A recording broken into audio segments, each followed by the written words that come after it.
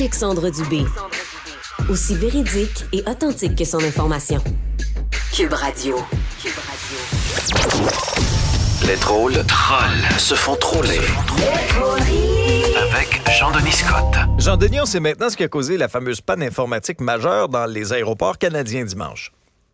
En fait, c'est l'Agence des services frontaliers du Canada qui a finalement déclaré, et je cite, que les problèmes de connectivité qui ont affecté les kiosques et les portes électroniques dans les aéroports, c'est le résultat d'une attaque informatique russophone. Et non, russophone n'est pas le nom d'un téléphone qu'on utilise pour passer une commande de poutine. Alors, on sait maintenant qu'est-ce qui a causé ce bordel-là dans les aéroports dimanche, notamment à l'aéroport de Montréal. Un vrai bordel dimanche. Écoute, les activités habituelles ont été complètement perturbées. Ah oui, hein? Oui, par exemple, les petites boutiques chargeaient des prix raisonnables, les avions décollaient à l'heure. Le Air Canada aussi qui offrait un service de qualité en français dans ses avions. Écoute, c'était le monde à l'envers, ça n'avait pas de bon sens. À l'origine de tout ça, un piratage revendiqué par No Name 057. Alors, No Name, pirate, la prochaine fois que je vais aller à l'épicerie, je sais pas quel biscuit au beurre d'arachide je vais acheter, pirate ou No Name, on verra. Ce gars-là, ou en tout cas cette entité-là, No Name 057, avait déjà revendiqué plusieurs attaques informatiques, notamment en avril dernier, où il avait tenté de faire tomber le site du premier ministre Trudeau. Ah oui? Finalement, c'est pas son site qui a fini par tomber, c'est son couple. Je sais pas si c'est à cause de... je sais pas si c'est No Name 57 qu'il y a eu à voir là-dedans. Puis tiens, puisqu'on en parle, Alexandre, Justin Trudeau, qui, dans un autre dossier, a dénoncé le rôle potentiel du gouvernement indien dans le meurtre d'un Canadien sikh survenu en juin dernier au pays. Ce sont des allégations basées sur des infos recueillies par des agences de renseignement, dit-on. Ça a été qualifié d'absurde par le ministère indien des Affaires étrangères. D'ailleurs, en réaction, New Delhi a chassé un diplomate canadien de son territoire. Bon, selon mes sources, le diplomate est quand même encore en Inde. Son avion décolle pas. Ça arrive souvent. T'as-tu déjà vu? Un peu. Et ça, c'est en réaction au sort que le Canada a réservé aux diplomates russes, aux diplomates indiens dans ce cas-là. Il a non pas expulsé le diplomate du pays, mais il l'a forcé à déménager au 24 Sussex. Alors ça, évidemment, ça a choqué, ça a choqué l'Inde, pas à peu près, oui. Évidemment, les accusations formulées lundi par Justin Trudeau ont fait le tour du monde. La nouvelle a surpris le premier ministre britannique, Rishi Sunak, et a réveillé le président américain Joe Biden, en train de faire son petit roupillon. C'est ça. C'est majeur. Pendant ce temps-là, le Canada va recevoir la visite de Marc, le président ukrainien, Zelensky. Sera au Canada cette semaine afin de rencontrer Justin Trudeau. Grosse semaine pour Trudeau, d'ailleurs.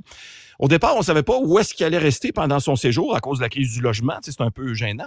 Mais finalement, on s'est rendu compte que l'ambassade indienne est libre à Ottawa. Donc, ceci arrange cela. Et puisqu'on parle d'Ottawa, il y a l'avocate d'un des présumés organisateurs du Convoi de la liberté qui a paralysé Ottawa, on rappelle.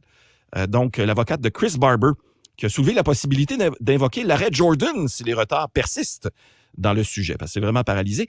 Un résident du centre-ville d'Ottawa a ce message-ci pour l'avocate. C'est frustrant de se sentir paralysé, hein? Oui, c'est ça. Alors, l'arroseur arrosé, peut-être dans ce cas-là. Ailleurs dans l'actualité, on sort des zones urbaines pour parler de l'île d'Anticosti, qui est maintenant un site du patrimoine mondial de l'humanité reconnu par l'UNESCO. Alors, aux pierres de la muraille de Chine et à la vapeur de Yellowstone s'ajoutent les crottes de chevreuil de l'Est du Québec. On le savait depuis longtemps que c'est un joyau mondial. Maintenant, c'est rendu officiel. C'est sûr qu'Anticosti, c'est un site important au Canada. Ce qui veut dire qu'il faut se méfier du pirate No Name 057 qui a l'habitude de s'attaquer aux sites canadiens importants. Attention. Plus près de nous maintenant, il y a un individu qui a été arrêté la semaine dernière en lien avec des vols de thermopompes. Des vols de thermopompes en série qui sont survenus au cours des dernières semaines à Rivière-des-Prairies et Hochelaga. Et selon les autorités, le voleur de thermopompes se retrouve véritablement dans l'eau chaude. Toujours dans la métropole, la STM a choisi un nouveau secteur dans lequel se lancer, l'immobilier. Alors, donc, le tout servirait peut-être à financer plusieurs projets de la société de transport. Il faut dire qu'avec le taux d'intérêt actuel en immobilier, la STM risque seulement de pouvoir se lancer dans un grand projet du métro, la ligne de crédit. Oui, donc ça va être... C'est la ligne rouge, finalement. Il faut dire aussi qu'avec les heures de pointe qu'on a, c'est peut-être une bonne option de patauger dans tout ce qui est immobilier, étant donné que la STM est aussi habituée de patauger dans tout ce qui est immobile, finalement. Coup d'œil au domaine de la santé. Devine quoi? Ça va pas bien. Ça va pas bien en santé. Voyons. Je t'apprends beaucoup de choses. Hein. On apprenait qu'à Sainte-Agathe-des-Monts, On va perdre 14 médecins de famille en 24 mois. Ça, c'est le tiers des effectifs des 2 cliniques de la municipalité. Donc, ils vont quitter les frontières de la municipalité. On a vraiment affaire à des médecins sans frontières, malheureusement, dans ce cas-là. Et par ailleurs, les 3/4 des blocs opératoires du Québec sont sous-utilisés malgré des longues listes d'attente à cause de la pénurie du personnel, encore une fois. Donc, pour contrer cette pénurie, sachez qu'à partir de maintenant, les chirurgiens qui vont opérer auront comme critère d'embauche principal d'être un adulte. Alors, ça va être comme...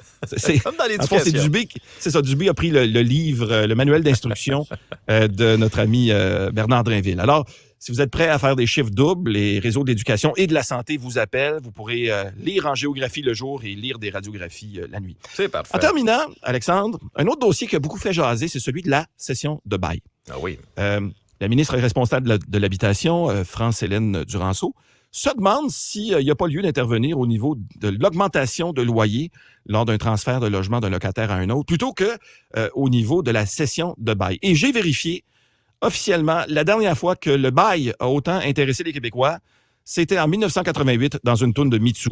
Bye bye, c'est du vol. Mon bail est monté haut. Ça, c'était sexy, ça, à l'époque, parler de bail. Oh, oui. Salut, à très bientôt. Bye, à bientôt. Restez connectés. Tout ce que vous avez manqué